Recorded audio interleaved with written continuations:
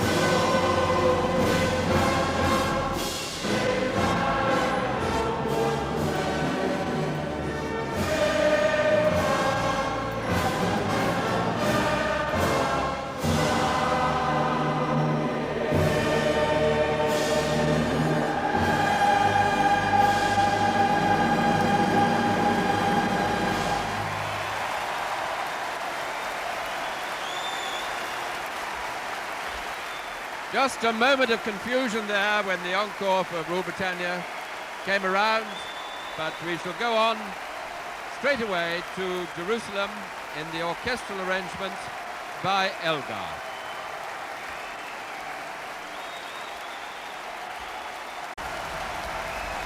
A really tremendous ovation for James Loughran and everybody on the platform as yet another last night of the Proms comes towards an end.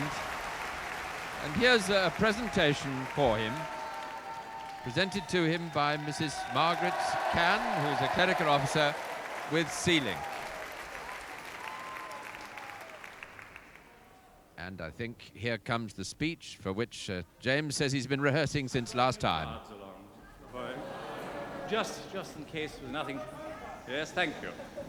Ladies and gentlemen, it's my very pleasant duty to bring the last night of the Proms to an end. And it's... Thank you for your sympathy. The last night of the Proms, I think, is the best possible way I can think of any musical festival coming to an end, don't you? It's got its... And, can I go on?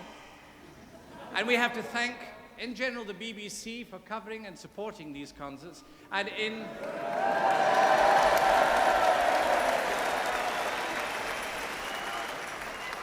in particular, those who've been responsible for organizing concerts spanning 500 years of music. Now, you may not have thought about this, but when the Henry Wood Promenade concert started, the span of music was about 150 years.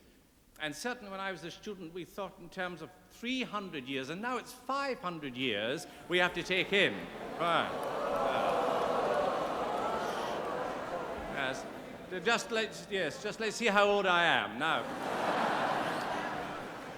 There are three groups of musicians on the platform tonight who, in fact, have played the lion's share at all these concerts. The BBC Singers, the BBC Symphony Chorus, who is celebrating its 50th anniversary, and of course your own, the BBC Symphony Orchestra.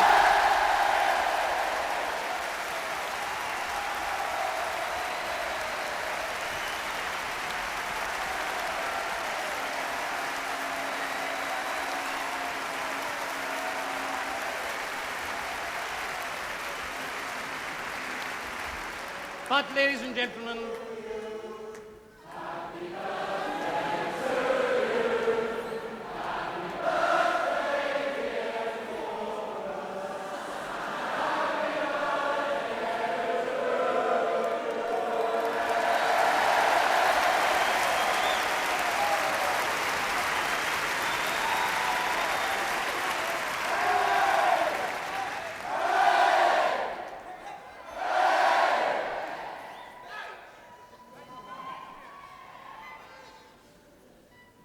a nice gesture. Next year, it's the BBC Symphony Orchestra's turn to be 50. So keep that in mind. I don't know what happened for the chorus to be a year older, but we can work that out again some other time. Ladies and gentlemen, there's another factor that's very important, especially in these concerts, and that is the audience is very important at making these singularly your own concerts. The promenade concert.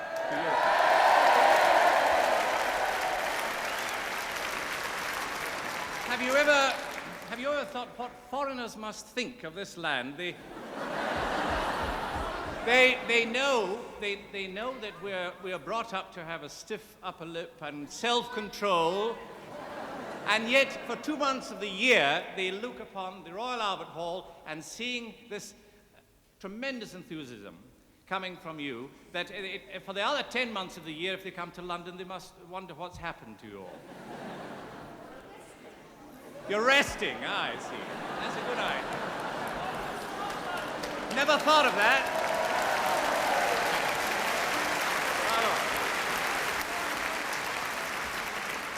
But promenaders, because of this, you also have a link going right back to Sir Henry Wood insofar as not only with the wreath you present, but also the carnations that you generously give to everyone on the platform. And for that, from us, a very big thank you indeed for keeping that tradition going. Thank you very much. Thank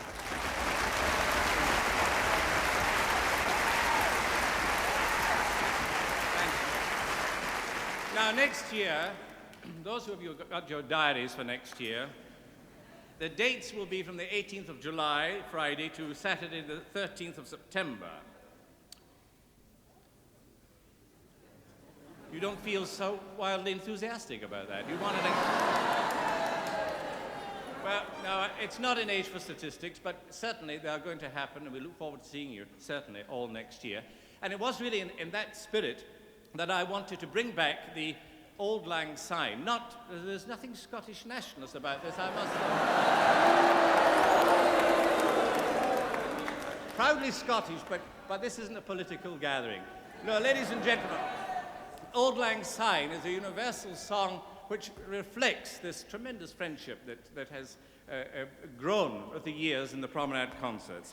Now, the point is I want just to explain one or two things, and just let me get my program because it's not very easy to read. We've got a program. Last time we sang the first verse, and then you kept singing the chorus until I had to stop. Now, this year, at great expense, the BBC have printed two verses.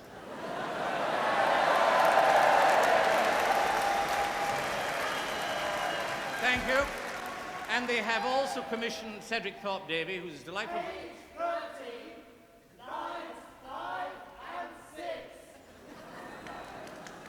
That's an ancient and modern edition. However,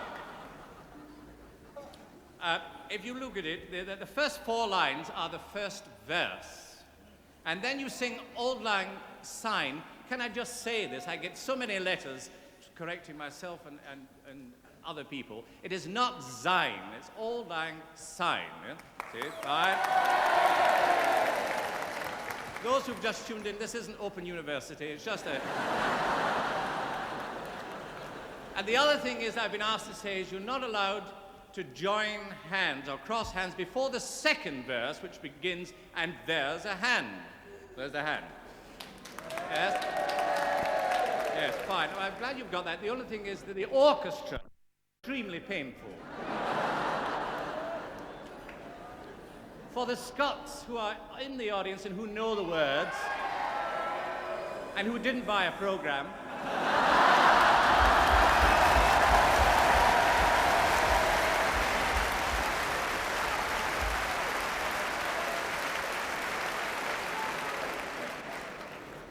I hope you'll look at the last lines when it says, and we'll meet again some other year for Auld Lang Syne.